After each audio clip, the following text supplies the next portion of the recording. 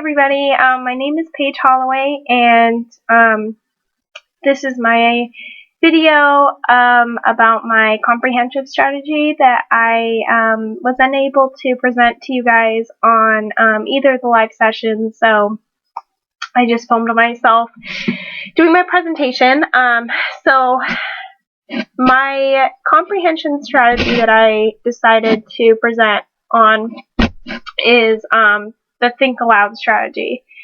And I actually made a Prezi presentation, which I will send you guys in the email, along with this video, obviously, because you're watching it. And then also the worksheet will be included in that email as well. I just was not able to present that Prezi to you guys, so I wanted to make sure you guys would be able to see it.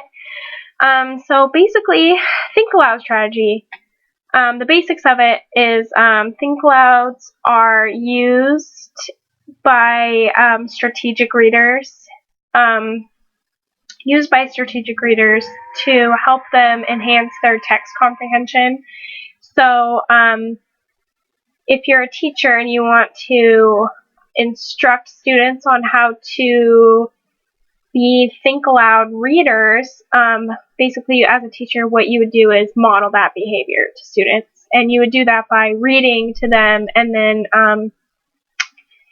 verbalizing your thoughts to them so they could see you modeling that behavior and learn that way on how to think aloud. And Think Alouds, there's like 5 basic steps of the Think Aloud strategy when you're implementing in your class. So the first step is to choose a text that is more difficult, and a difficult text is maybe one that has unknown words or points of contradiction, or maybe just really difficult points that students probably wouldn't pick up on unless someone was reading it to them and actually pointing these points out to them. So definitely the first step is to choose the right kind of text, because you would not want to choose like a basic one to use for a Think Aloud. And so a second step, there's 5 steps, so the second one would be to demonstrate the Think Aloud. And when you're demonstrating it, you should have your students follow along with you. So you're reading and they're following along, and then you can stop at various points and they can witness that, and you'll stop at various points to talk about your thoughts and to,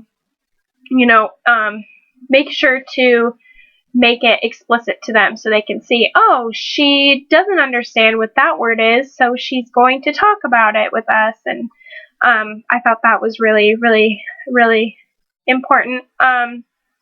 And then the third step is to have students practice in pairs. And usually when you do that, you should probably use simpler, shorter text, just because you don't want them to be like completely overwhelmed when they're starting out the strategy. And then after they are comfortable practicing in pairs, they should practice independently. So that's the fourth step, is to have students practice independently. And then the fifth step is just to encourage the transfer of that new strategy of thinking aloud while you read to enhance comprehension. And the best way to encourage that transfer of that new strategy is to just implement it at any point in the day that you can. So it doesn't even have to be a language activity. It could be a science activity where you guys are, as a teacher, you in the class are reading out of the science textbook, and you're stopping at points of contradiction or points of confusion, and as a teacher you're verbalizing those thoughts about what exactly the text is saying or exactly what the author is trying to say. And so just integrating that practice throughout the day is a really good fifth and final step. So those are the 5 basic steps of beginning to implement the Think Alouds into your room. So what students learn when they are using this strategy is that they learn how to make predictions and hypothesize, and they do that by becoming more active readers.